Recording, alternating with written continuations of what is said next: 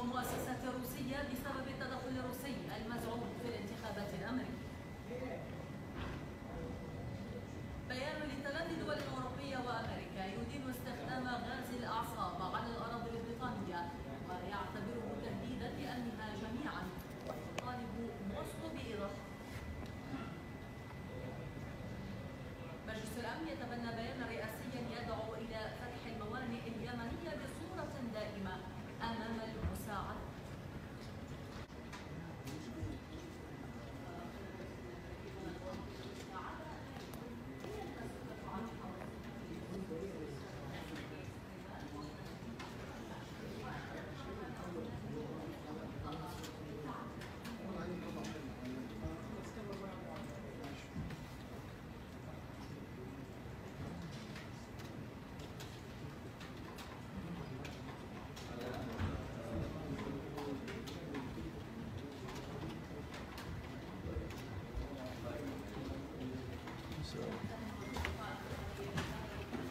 السلام عليكم.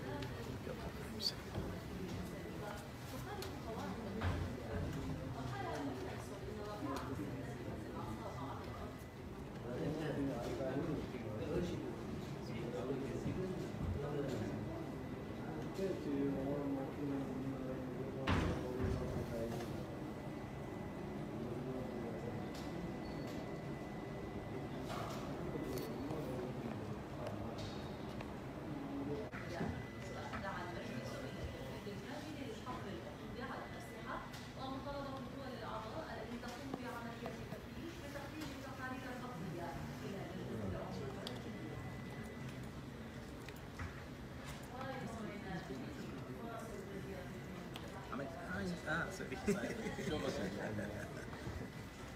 الموضوع ده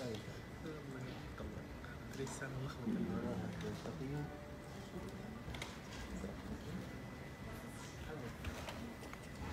في النقطة بريك